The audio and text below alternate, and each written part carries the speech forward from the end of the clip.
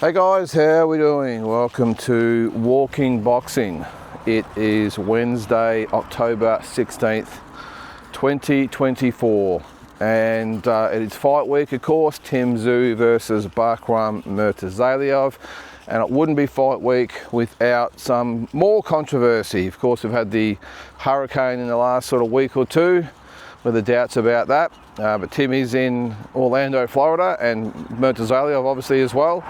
And all is well there. However, there's been an emergency in the Tszyu camp with cutman Mark Gambin ruled out just a day before he was supposed to fly to the States. Apparently his appendix had burst and he's been rushed in for emergency surgery. So bad luck there, but you've got to think it's good luck in a way that this didn't happen while he was actually on the plane to the States. I mean, what is it, a 14-hour flight or whatever it is to LA? That's where they're heading. Maybe you might have been heading to Dallas first, whatever it is. Would have been worse if it was Dallas, because it's a 16-hour flight to Dallas.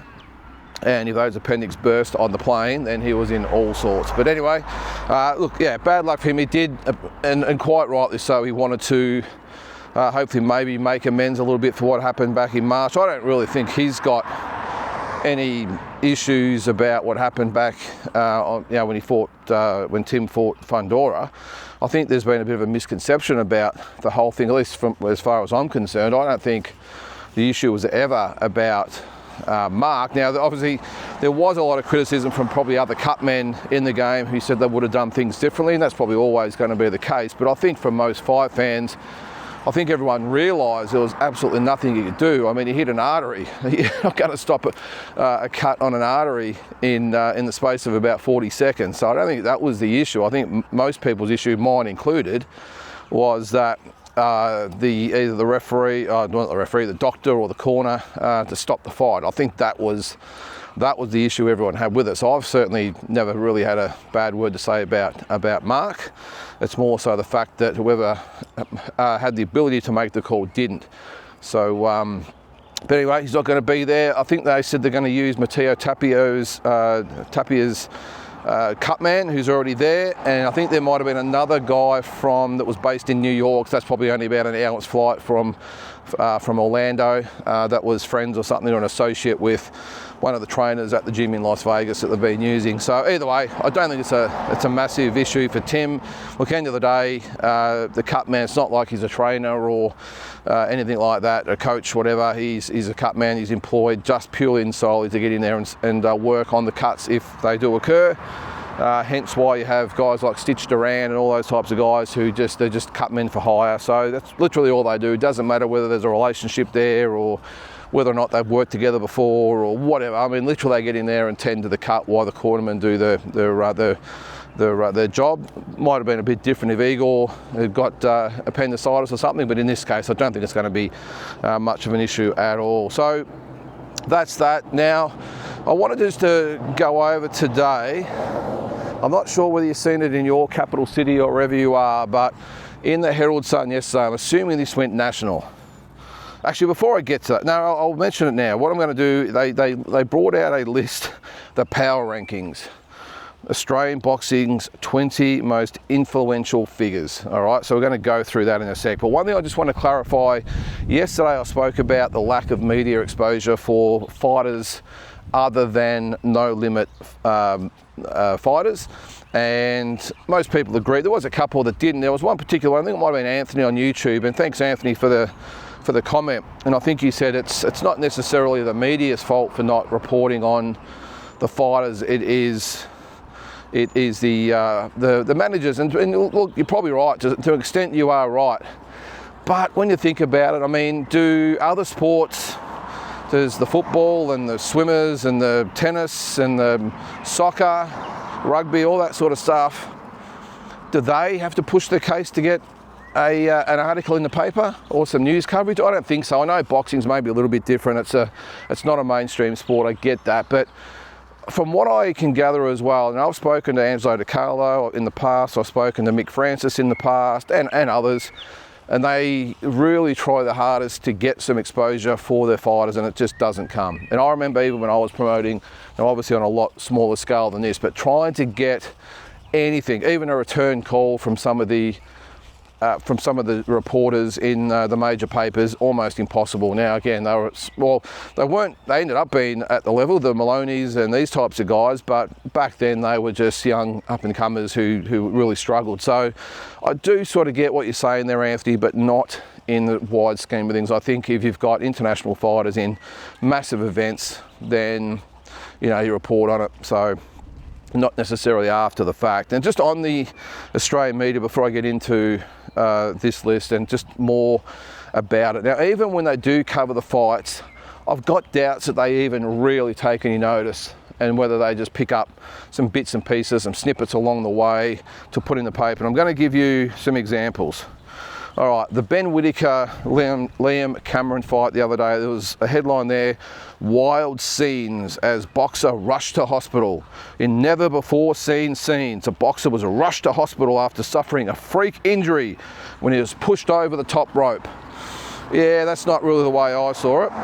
The other one, boxing erupts after biggest robbery ever.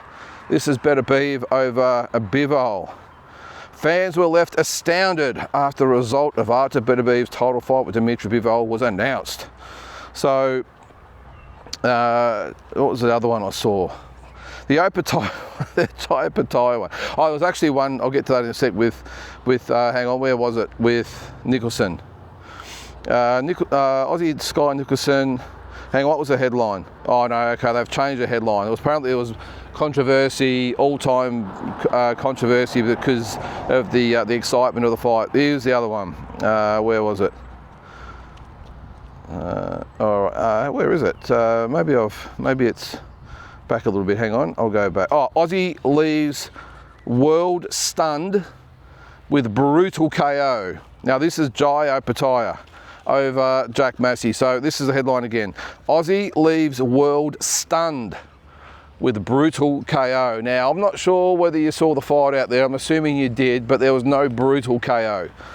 It was the Jack Massey copping a little bit of punishment from Jai, his corner, who did the right thing, saved him from further punishment and threw in the towel. So what fight are these journalists watching? Now, I'm just going to have a quick look and see who actually wrote that story and whether it was just, it was just chucked on the website. There's no actual writer to it. So you see what I'm getting at? Even when they do sort of semi-cover these fights, are they really covering those fights?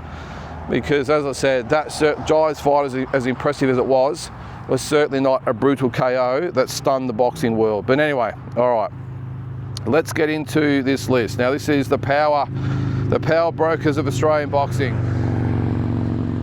or the power rankings. Let's have a look. Let's start from the top. Now it actually gives the ability to rate these. I'm not going to do it. I'll just sort of give an indication whether I agree or not. But this is Brendan Bradford, by the way, who is an actual boxing writer, but not sure he spends a lot of time mixing with the power brokers of Aussie boxing. But anyway, here we go. Will Tomlinson at number 20. Yeah, it does make a little bit of sense, starting to make waves in the boxing world now. He's got his foot in the door with no limit. So yeah, you could probably say I would agree with Will being in the top 20.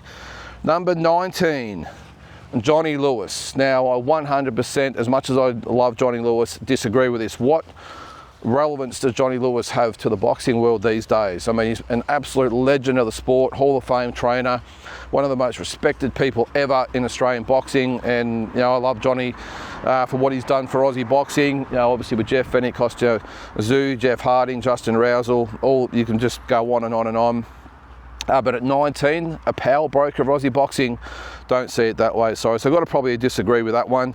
18, Sky Nicholson. Not sure they should have boxers as the power brokers. I suppose they are influential. So I would probably agree with that, because even though she's obviously under the umbrella of Eddie Hearn and Matchroom, as far as female Aussie boxing or world boxing even, I think she has a fair bit to say, and she is the number one female boxer in Australia at the moment, and maybe arguably getting there in the top 10 pound for pound in the world. So yeah, I would probably agree that she's, I'm not sure what, well, maybe 18 is about right, but I think that's not a bad call, because she is leading the way for not just Aussie boxing on the world scene, but especially female boxing. Number 17. Now this is a guy who I know will be pretty chuffed by this. This is Mike Altamura, and I actually think he might be a little bit low on the rankings. I think he's actually a mover and shaker in Aussie boxing. Doesn't get a lot of plaudits or a lot of recognition because he's not on those big shows at No Limit and all that put on, but he has a lot of fighters all over the world. I think he's actually in Japan at the moment with Kafu, who just upset, who was it? Did he upset Tanaka? I think it was, or one of the Japanese fighters over the weekend. Been in the corner over there with TJ Doney, just been all over the world, with not necessarily the absolute superstars of the game, but those peripheral guys, and a lot of them have won world titles. And just talking to Mike often, he definitely knows all those head sort of guys in world boxing. So I actually think that's a little bit low for Mike. I think he should be a lot higher than 17, especially with some of these others in there. 16, the media. I'm not quite sure you can put all the media under the one bracket, especially after what I've just said. It could have been worse. They could have had Peter Bedell in there by himself. But yeah, look, obviously the media, if you're really looking at it closely, that you would probably say the media, if anything, would probably be in the top 3, really. I mean, they have so much influence about whether boxers actually get exposure, and I've just talked about that. So 16 might be a little bit low for them as well. Angelo DiCarlo, now this is another one. I definitely think he's far too low. This is a guy that's gotten behind Liam Paro. I know Eddie Hearn sort of got all the pats on the back about with Liam, but Angelo DiCarlo is the one that invested money in him to get him to where he is. And not just that, the shows he's put on for, I'm pretty sure, over 20 odd years that he's been putting on shows in Queensland and investing in these shows and these boxes out of his own pocket. And he's had Dempsey McKean get big fights as well. I mean, I'm just picking off a few, but Angelo DiCarlo far too low as far as being a power broker in Aussie boxing. He should be at least top 7 or 8, I would think. I know he stepped back now, but it's only recent, so I think that's far too low for Angelo. Peter Matreski Jr., he's at number 14.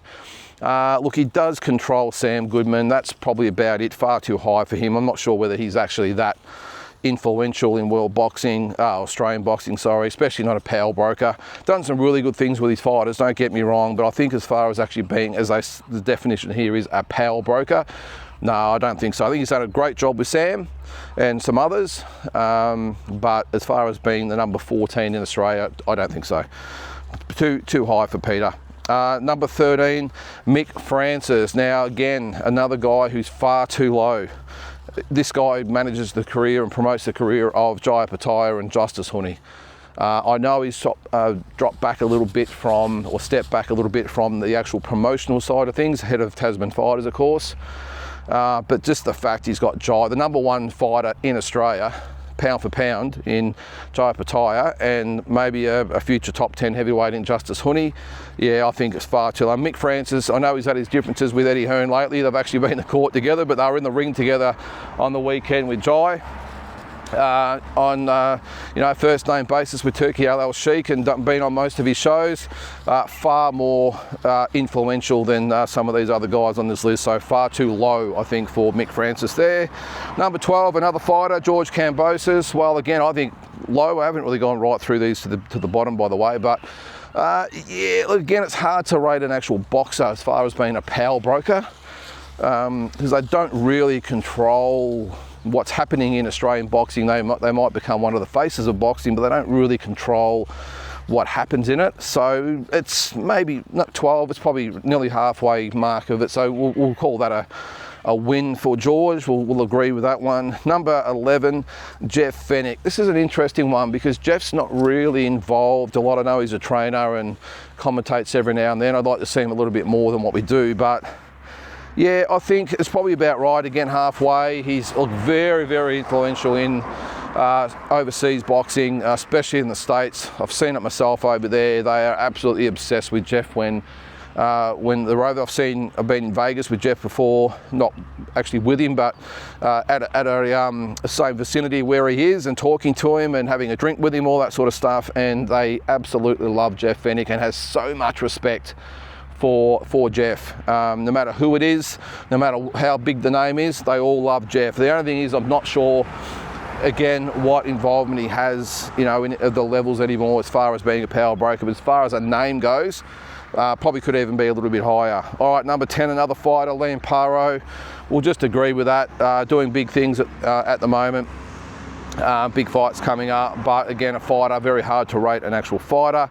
Number 9, Ben Damon. I don't know what Ben's even doing in the ratings at all, to be honest. I like Ben, does a great job, very, very good commentator, but has absolutely no relevance in anything that's happening in boxing at the moment. I'm not being smart or anything like that. I mean, it's just fact. He's a commentator, and a very, very good one, but a power broker in Australian boxing, especially above guys like Angelo DiCarlo and Mick Francis, yeah, I don't think so. So I've got to strongly disagree with that one. And as I said, I probably wouldn't even have him in the top 20. Number 8, Ben Keelty. Look, Ben is a great guy, but again, has absolutely no, well, I'm going to say has no control over what happens in boxing. He's the IBF representative, by the way. Goes to all the big fights as the IBF rep. So I would probably disagree at the start, but again, I don't know how much input or that Ben actually has in getting fighters IBF title shots. Now, if that's the case, and of course he is a power broker, but as far as I knew, he was just a representative that turns up and makes sure all the rules are adhered to. So a bit of an asterisk beside that one. Number 7, Glenn Jennings. Definitely agree with this one. Glenn, very, very influential in the world of boxing, and he takes care of probably the 2 biggest names in Australian boxing in Tim and Nikita. Now, you might say, well, hang on, Nikita over Jai. I'm not saying as far as being the better fighter, I'm saying as the bigger name, and unfortunately in Australia, the Tszyu name is it, and Glenn Jennings controls that, and other fighters as well, and just a great bloke. Probably the nicest guy in Australian boxing is Glenn Jennings. He will do anything for anyone, Glenn. Always up for a chat, and just a great fella. What do we got? Number 6, Danny Lee. Well, he's the WBO representative now. Yeah, I'm not quite sure. Probably falls in the same category as Ben Keelty, so we won't spend too much time on Danny. Great bloke, by the way, as well, but as far as being a power broker, again, I'm not sure what role he has in getting WBO title fights for Aussies, but if that is the case, well, I suppose he's a power broker. Number 5, Nikita Tszyu, another fighter, purely and solely by the last name so far. Pay-per-view fighter, so definitely influential. I'm just not sure as far as a power broker goes. Again, very hard to rate fighters. Jai Pataya falls in the same boat, number 4. If you're ranking fighters as far as the influence on Australian boxing and ranking them, well, I suppose you would have to say Jai would be number 4. Number 3, this is an interesting one. I'd never really heard of this guy before, but his name is Steve Crawley. Now, you're probably thinking, who is Steve Crawley? Well, he is a managing director of Fox Sports, so he is in fact 100% one of the main power brokers in Australian boxing. And when you think about it, could actually be the number 1 power broker, because he controls the TV, main event, KO, Foxtel, all the rest of it. And yeah, you can't get more influential or more of a power broker than him. Hello. So very, very influential, because look, end of the day, he was the reason that Dean Lonergan was pretty much forced out of Australia, lost his court case with Jai Pataya because he took the TV rights off Dean. Dean had to leave Australia, which gave Jai and Justice Honey the ability and reasons to leave him and win that in court. So, but he does control it. You talk to any promoter, I was one of them, struggled big time to get anything on TV. So this is the ultimate thing with promoters out there, is to get their shows on TV, maybe get some of that money that they give as well. When I had them on by myself, I didn't get any money. I had to pay for the promotion myself, the production, and then they would put it on a week or 2 later at my expense. That changed later on when I teamed up with Dean. We did actually get money for it, but very, very influential guy in not just boxing, but geez, every single sport in Australia. So yeah, it could possibly even be number 1. But anyway, it's Steve Crawley, or Cawley, whatever it was. Number 2, Probably agree with this one. The Rose brothers, of course, they control boxing in Australia at the moment. Interesting though, they do not have a current world champion under their umbrella. And I think this has been pointed out in the past. That'll obviously hopefully change on Sunday. But all the current world champions are with other promoters, which would not go down too well with them, I wouldn't have thought. But isn't that an interesting fact that they are the biggest promoters in Australia? And what have we got at the moment? We've got Jai, we've got Liam, we've got Sky, we've got Neeks Johnson, we've got Shay Keneally.